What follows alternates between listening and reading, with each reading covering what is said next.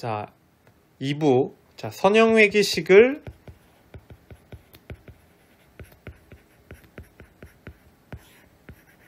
찾는 수학적 원리에 대해서 해보겠습니다.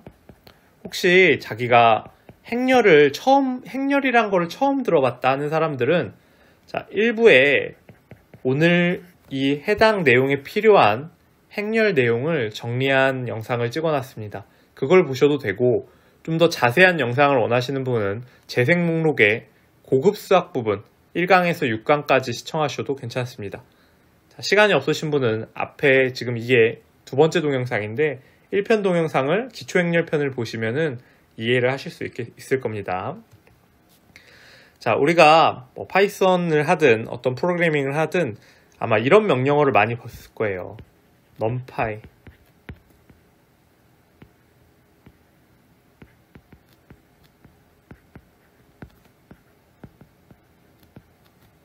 자, 얘를 살펴보면 사실 요거 자, 인버스, 즉 역행렬을 구하는 거 이거는 다 알 텐데 이 p에 대해서 고민을 하셔야 됩니다. 이 p는 가짜라는 뜻이에요. 뭐 유사한, 가짜 뭐 이렇게 사용하는데 자, 이 명령어가 어떻게 작동하는지 어떻게 선형회기식을 찾는 데 도움을 주는지 한번 살펴보도록 하겠습니다. 자, 지난 시간에 우리가 역행렬을 구해봤죠. 자, 예를 들어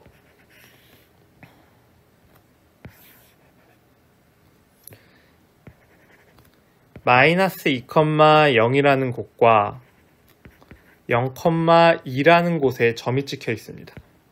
자료가 두 개, 즉 변량이 두 개예요.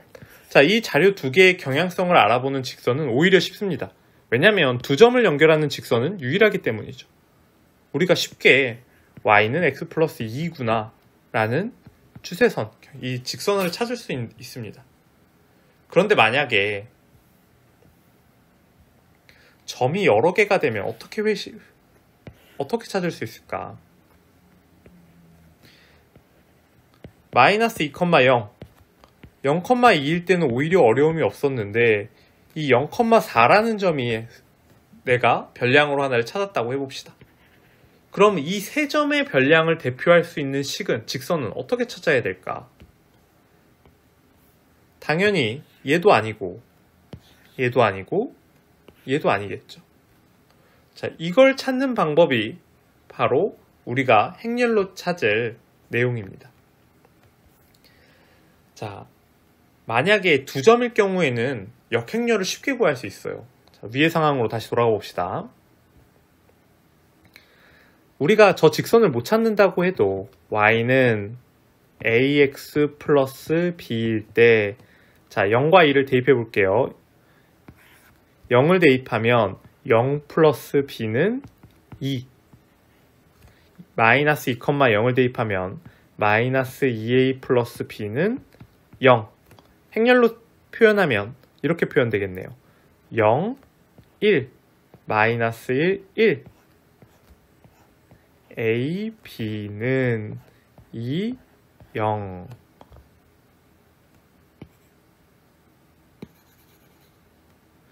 자, 요렇게 연립방정식을 행렬 표현으로 바꾼 거를 개수행렬로 표현했다라고 이야기합니다. 당연히 이 앞에 있는 얘가 개수행렬이에요. 얘를 계산해보면 위에 연립방정식이 이 곱셈을 계산해보면 위에 연립방정식이 나오는 걸 아마 확인할 수 있을 겁니다. 계산해보세요. b 마이너스 2a 플러스 b 2는 0 그쵸? 자, 이렇게 될 경우에는 어려움이 없어요. 왜 어려움이 없냐면 우리가 2차 정사각행렬의 역행렬을 구할 수 있잖아요. 그쵸? 얘 구해보면 0 마이너스 2니까 1 위치 바꾸고 부호 바꾸고 이렇게 하면 우리가 얘가 역행렬이라는 걸 되게 쉽게 찾을 수 있어요.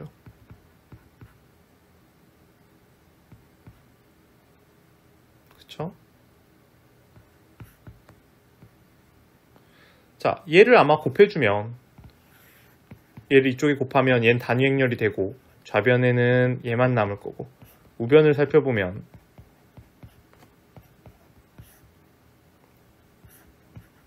이렇게 될 테니까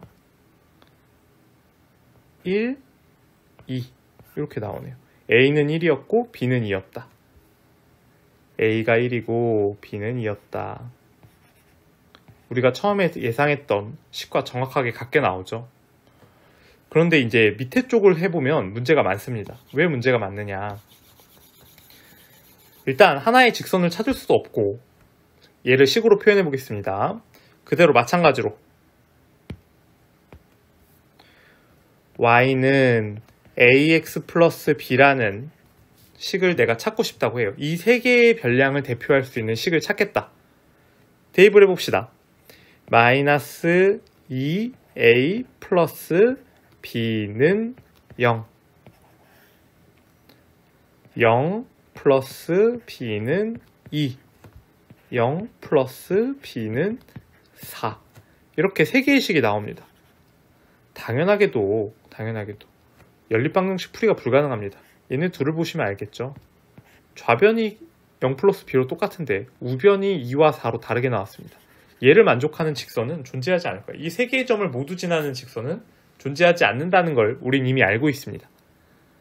자, 그래서 행렬 표현으로 바꿔봅시다. 똑같이 할 거예요. 일단 개수 행렬로 표현하겠습니다. 마이너스 2, 1, 0, 1, 0, 1 3 곱하기 2 행렬이죠. A, B 2 곱하기 1 행렬 자리가 없네요. 밑에 다시 쓸게요.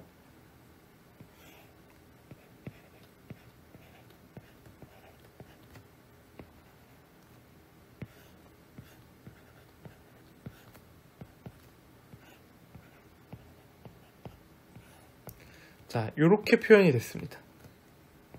3 곱하기 2행렬, 2 곱하기 1행렬을 해서 3 곱하기 1행렬이 나왔죠. 자, 얘도 아까 했던 것처럼 이 3 곱하기 2행렬에 역행렬을 곱해서 얘를 A라고 한다면, 이 개수행렬을 A라고 한다면 A의 역행렬을 앞쪽에 곱해서, 행렬이니까 앞뒤 신경 쓰셔야 돼요. 앞쪽에 곱해서 역행렬을 곱하면 얘는 단위행렬이 돼서 좌변에 A, B만 남고 오른쪽에 A의 역행렬과 0, 2, 4를 곱해서 A, B를 찾으면 되겠다 라고 생각을 하겠지만, 사실 정사각행렬이 아닌 행렬의 역행렬을 찾는다는 거에서부터 막힐 겁니다. 자, 그래서 자, 만약에 위에 같은 상황이면 우리가 프로그래밍에서도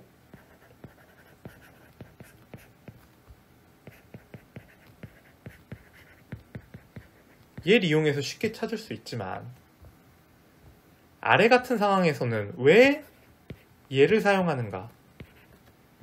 바로 이 P를 어떻게 구하는가? 이걸 만족시키는 역행렬이 있는가?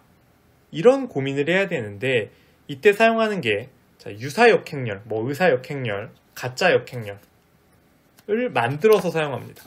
자, 어떻게 만드는지는 설명을 할 텐데, 왜 이렇게 되느냐는 이제 좀 더 선형대수나 대수학을 좀 더 배우셔야 돼서 일단 설명만 바로 나열만 해보겠습니다.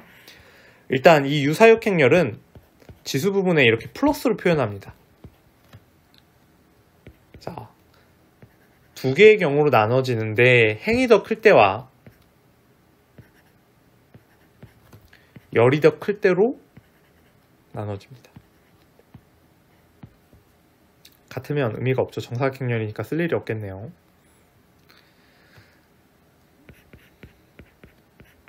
자, 전치행렬을 이용해서 표현을 합니다.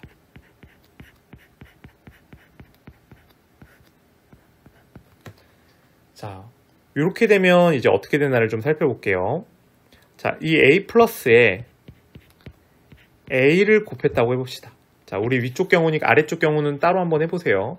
위쪽 상황입니다. 위쪽 상황으로 해볼게요. 우리는 지금 3 곱하기 2행렬이라 행이 더 큰 경우입니다. 자, A 플러스에 A의 유사역 행렬에 A를 곱한다는 뜻은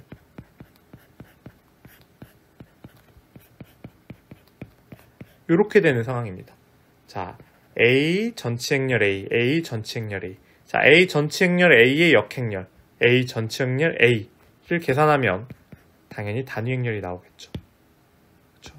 이걸 하나의 덩어리로 보셔야 돼요. 똑같은 덩어리. 어떤 행렬 B의 역행렬과 B를 계산했으니까 단위행렬 2가 나오겠구나.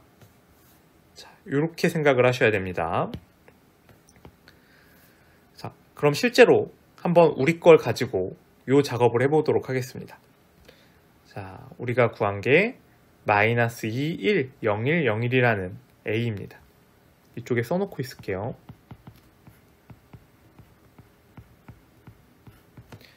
자, 계산 한번 해봅시다. 먼저 A의 전치 행렬 그리고 A. 자, 이걸 계산해서 얘의 역행렬을 구하고 이쪽에는 다시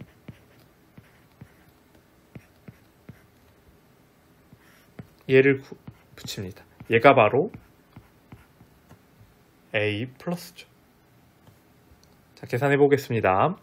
자, 2 곱하기 3, 3 곱하기 2. 자, 전치 행렬을 곱하면서 어떻게 되냐면 2차 정사각행렬이 나오게 되어 있습니다. 계산하면 4 -2 -2 3이라는 행렬이 나오고 얘의 역행렬과 얘를 곱하면 됩니다. 자, 얘의 역행렬은 12 -4니까 8분의 1에 두 개의 위치를 바꾸고 부호를 바꿔줍니다.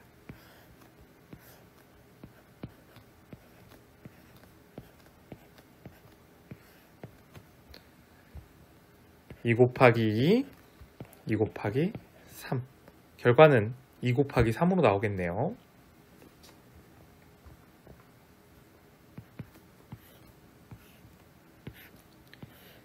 -6과 2를 곱해서 4가 나오고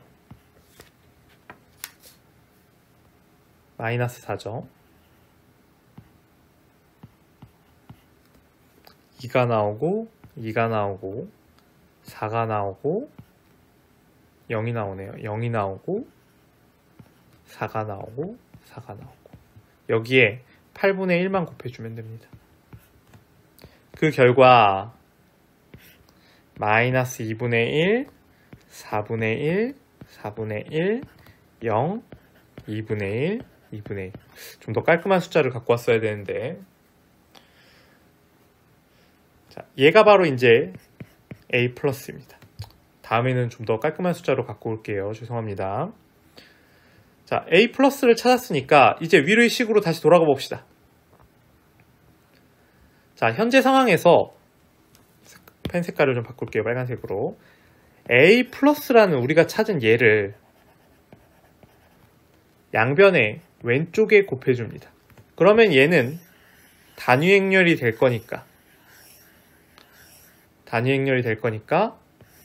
2가 돼서 2 곱하기 A, B를 하면 그대로 A, B만 남겠죠. 좌변은 A, B만 남습니다. 다시 이쪽은 흰색으로 노란색으로 쓸게요. 좌변은 A, B만 남았고 우변은 이제 A 플러스에 0, 2, 4를 곱해줘야 되는 상황입니다.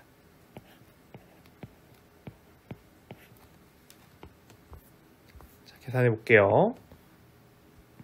-2분의 1, 4분의 1, 4분의 1, 0, 2분의 1, 2분의 1에 2 곱하기 3행렬이죠. 0, 2, 4, 3 곱하기 1행렬. 그 결과 2 곱하기 1행렬이 나올 겁니다. 이렇게 계산하면 2분의 1 더하기 1이니까 2분의 3.